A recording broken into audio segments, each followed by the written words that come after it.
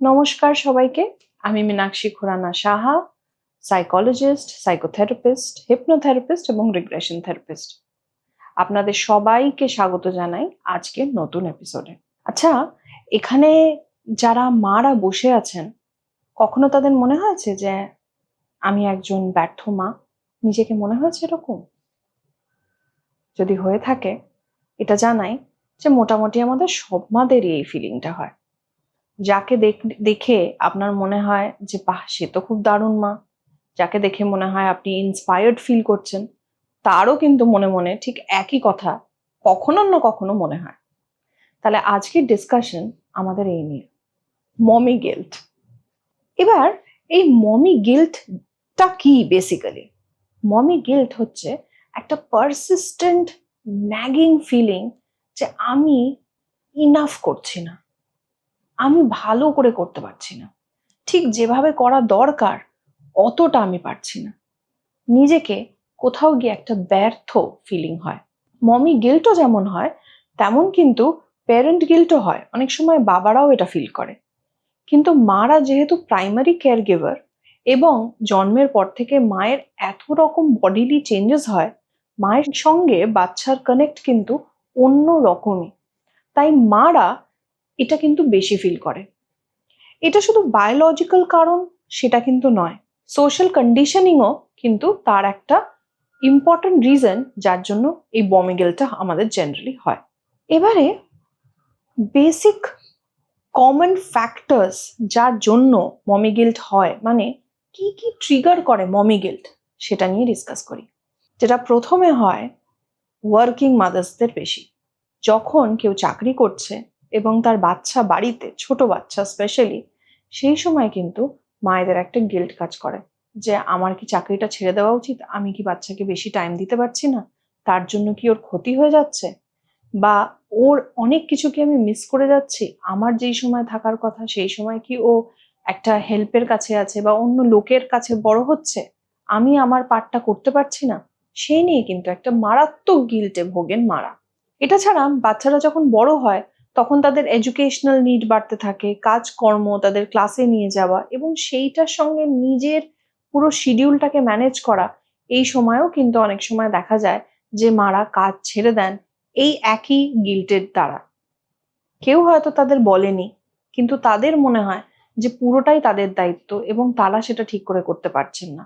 হয়তো চাকরি, কাজ, নিজের অ্যাম্বিশন, নিজের প্রফেশন হয়তো ছেড়ে দিলে সে বেটার বাচ্চার সঙ্গে থাকতে পারবে এবং বাচ্চাকে বেটার মানুষ করতে পারবে। সেই ভেবে অনেকেই কিন্তু গিল্ট ফিলিং এ ভোগেন এবং সেখান থেকে অনেকে আবার চাকরি ছেড়েও দেন। আরেকটা রিজন ফর গিল্ট হচ্ছে যে যদি বাচ্চার কখনো কোনো রেজাল্ট খারাপ হয় বা সে কোনো ভুল বা মিস্টেক করে, স্কুলেই ডাক পড়লো, এই রকম সময় কিন্তু মমি গিল্ট একদম চূড়ান্ত হয়ে যায়। তখনই তার মনে হয় যে আমি বোধহয় আমার বাচ্চাকে ভালো করে মানুষ করতে পারছি না। সে এরকম কাজটা করলো, সে এরকম ভুল করলো, সে এরকম রেজাল্ট খারাপ করলো, আমি যদি টাইম দিয়ে পড়াতাম তাহলে বোধহয় এটা হতো না। এটা বোধহয় আমি ইনাফ করতে পারছি না, তার জন্যে বাচ্চার ক্ষতি হচ্ছে বা বাচ্চা ঠিক করে বড় হচ্ছে না। নিজের এত রকম স্ট্রেসের পরে, নিজের মাথা থেকে উৎপত্তি করা এত রকম গিল্টের পরেও লোক কিন্তু মাকে ছেড়ে দেয় না। তারপরে অনেক সময় বাবারাও তার মধ্যে পার্টিসিপেট করেন। যেমন হয়তো বললেন যে তুমি থাকলে এটা ভালো হতো, তুমি ছিলে না বলেই এটা হলো। তাহলে অনেক সময় নিজের পার্টনার বা স্পাউসও কিন্তু এই গিল্ট ট্রিপটা দিয়ে থাকেন। এছাড়া সোসাইটি তো আছেই। যেমন ফর এক্সাম্পল বাড়ির লোকজন, আপনার মা বাবা, আপনার পার্টনারের মা বাবা, রিলেটিভ, কেউ একটা হয়তো করেছে, সে হয়তো চাকরিটা ছেড়েই দিয়েছে, তার এক্সাম্পল সেট করে করে বারবার বলা যে দেখো ওই বাচ্চাটা কত ভালো আছে এখন, আগে কতটা গন্ডগোল করছিল, মা এটা করেছে বলেই হয়েছে। সো মাদার স্যাক্রিফাইসটাকে, এবং স্যাক্রিফাইস টু দ্য এক্সটেন্ট যে তার নিজের কোনো কাজ, নিজের কোনো প্রফেশন, নিজের কোনো হবি থাকবে না, সেই লেভেলে স্যাক্রিফাইসকে কিন্তু সবসময় আমরা একটা সুপার হিরো বা একটা ইন্সপিরেশন হিসেবে রেখে দিই। এইটা কিন্তু একটা কমপ্লিট সোশ্যাল কনস্ট্রাক্ট এবং সোশ্যাল প্রেশার, যার প্রেশারে পড়ে একটা মেয়ে তার মাতৃত্বকে বাঁচাতে গিয়ে বাকি সবকিছু হারিয়ে ফেলে, ইনক্লুডিং নিজেকেও। এটা ছাড়া আরো কিছু কারণ কিন্তু দায়ী এই মমি গিল্টের জন্য। কি বলতে পারি আমরা, কোনগুলো হতে পারে? যেমন ফর এক্সাম্পল ধরে নিন এই যে সোশ্যাল মিডিয়া থেকে আমরা কত কিছু শিখি, প্লাস এইরকম ছবি বা কিভাবে কোনো মা কেমন ভাবে বাচ্চা মানুষ করছে, মমি গোলস বলে যেগুলো আমরা দিয়ে থাকি, অনেক সময় কিন্তু সেগুলো দেখেও আমরা মনে মনে ভেবে নিই যে এই মানুষটা কত ভালোই না ভাবে মানুষ করছে, আর এদিকে দেখো আমি কোনোটাই পারছি না। হয়তো সেই শুটিংটার আগে তার বাচ্চা একটা জোরদার কান্না দিয়েছিল এবং মাটিতে হয়তো গড়াগড়ি খেয়েছিল, সেটা তো আর আপনি দেখতে পাচ্ছেন না। কিন্তু যেটা সোশ্যাল মিডিয়া আমাদের দেখাচ্ছে, যতটুকু দেখাচ্ছে, আমরা কিন্তু ততটুকু দেখে নিজেকে জাজ করতে শুরু করি। এই কারণগুলো কিন্তু মোস্টলি দেখা যায় গিল্টের জন্য। এবং কাজকে যদি ছেড়েও দিই, কোনো মা যদি অন্য কোনো কিছু করে নিজের জন্য, সেলফ কেয়ারের জন্য, ভাবুন জিমে গেছে, হাঁটতে গেছে, বা নিজের কোনো হবি কিছু পছন্দ করে সেইটা করছে, অনেক সময় দেখা যায় যে সেইটার জন্যও সে জাজড হয়। সে নিজেকে চুজ করছে কখনো একটা সময়, সেটার জন্যেও সে জাজড হয়। এইসব কারণে কিন্তু অনেক মেয়েরা চুপচাপ সাফার করে, অনেক কিছু ছেড়ে দেয়, কিন্তু সেটা করতে গিয়ে সে কি খুব ভালো মা হয়ে দাঁড়ায়, না খুব ভালো মেন্টাল হেলথ মেনটেন করতে পারে, সেটা কিন্তু প্রশ্ন। এই মমি গিল্ট যদি কনস্ট্যান্ট থাকতে থাকে, তাহলে কি ধরনের এফেক্ট একটি মেয়ের জীবনে পড়ে? ফার্স্ট, সে এক্সট্রিম স্ট্রেস থ্রু যায়, এবং স্ট্রেসে যেতে যেতে তার কিন্তু ফিজিক্যাল এবং মেন্টাল এক্সস্টন হয়। ফিজিক্যাল মেন্টাল এক্সস্টন যদি অনেক থাকে, তাহলে সেখান থেকে অ্যাংজাইটি, ডিপ্রেশন হওয়া খুবই স্বাভাবিক। এছাড়া তার কিন্তু অফিসে সে যদি কাজ করে, সেখানেও তার অনেক সময় দ্বন্দ্বর জন্য তার নিজের কাজের প্রতি যতটা মন দেওয়ার সেটা দিতে পারে না, তার জন্য তার পারফরমেন্স নিয়েও কিন্তু অনেক সময় কটাক্ষ ওঠে। তাহলে তার মনে হয় তখন যে আমি এদিকটাও সামলাতে পারছি না, ওদিকটাও সামলাতে পারছি না, লোকে বোধহয় ঠিকই বলে, আমার একটা দিক ছেড়ে দেওয়া উচিত। এই করতে গিয়ে অনেকে আবার চাকরি ছেড়েও দেয়। যখন তারা চাকরি ছেড়ে দেয়, আবার সেই গিল্টে ভোগে, কেন কি সে সারা জীবন একটা কিছু করে এসছে, তার কিছু স্বপ্ন ছিল, তখন সে নিজের ওই পার্টটা বিসর্জন দিয়ে সে কিন্তু মেন্টালি ভালোও থাকতে পারে না, প্রচন্ড বার্ন আউট ফিল হয়, ভীষণ মনে হয় যে সবাই যেন তাকে জাজ করছে। অনেকে অনেক রকম কটাক্ষ কমেন্টও তো করে থাকে যে তুই ছেড়ে দিলি এত ভালো কাজটা, এইটা তুই কত ভালো পারতি সেটা তুই ছেড়ে দিলি, এদিকেও গেলে প্রবলেম, ওদিকেও গেলে প্রবলেম। এইসব থেকে কিন্তু massive amount of mental health deterioration হয়। মমি গিল্টের সঙ্গে জুঝবেন কি করে? প্রথম মাথায় রাখতে হবে যে মমি গিল্ট সবার হয়। আপনার মারও হয়েছিল, ঠাকুমারও হয়েছিল, আর এই যুগে যেখানে আমাদের থেকে এত রকম এক্সপেকটেশন, আমাদের এত মাল্টিটাস্ক করতে হয় মেয়ে হিসেবে, আমাদের সবার মধ্যেই আছে।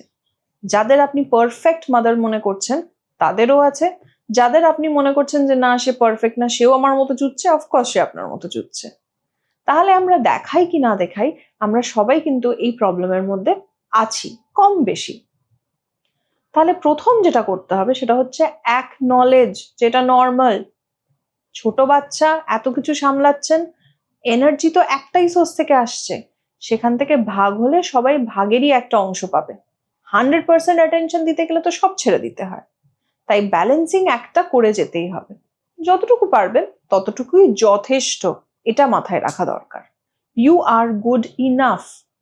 পারফেকশনের পেছনে ছুটবেন না, বিকজ পারফেকশনটা বেসিক্যালি ইলিউশন। নেক্সট যেটা খুব ইম্পর্টেন্ট সেটা হচ্ছে হেল্প নিন। নিজের পার্টনারকেও বলুন যে কোন জিনিসগুলো সে করলে আপনার একটুখানি সুবিধে হবে।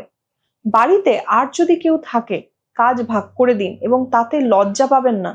কেন কি আপনি অলরেডি একটা ম্যাসিভ কাজ করছেন, তাতে আপনার দুটো হাত যোগ হলে কাজটা ভালোভাবে সুষ্ঠুভাবে যদি হয়, তাতে সবারই ভালো। তাই জন্য কাজ ভাগ করতে শিখুন, কাজ দিতে শিখুন।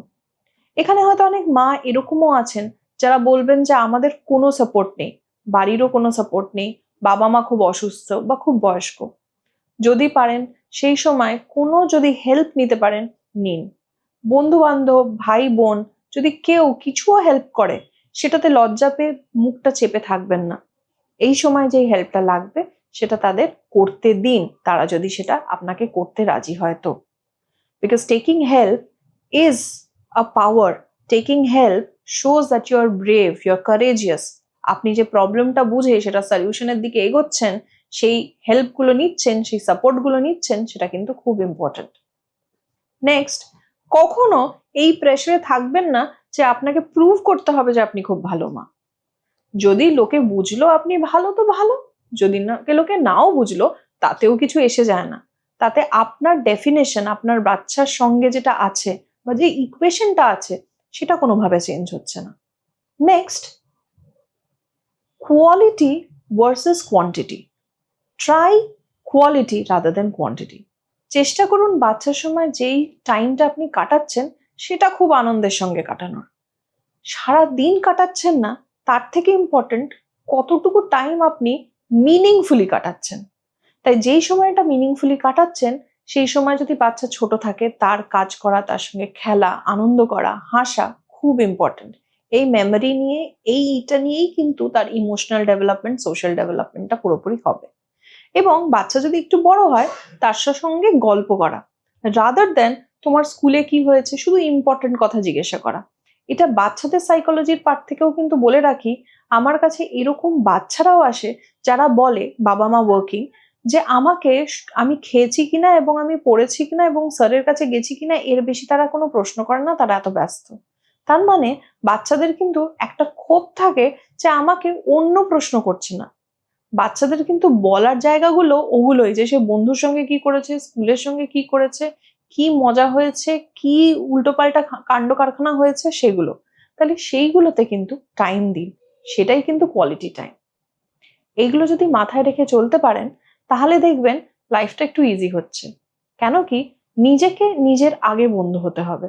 যদি আপনার বেস্ট ফ্রেন্ড এখন এই প্রশ্নগুলো নিয়ে বা এই কষ্টগুলো নিয়ে বসতো, তাহলে আপনি তার সঙ্গে যতটা নরম ভাবে তাকে যা যা বোঝাতেন ঠিক সেই রকম ভাবে নিজেকে বোঝান। বুঝুন যে নিজে যদি ভালো না থাকি তাহলে কিন্তু আপনি কাউকেই আমরা ভালো রাখতে পারবো না। তাই নিজেকে আগে হেল্প করুন, নিজেকে আগে ভালোবাসুন। নমস্কার।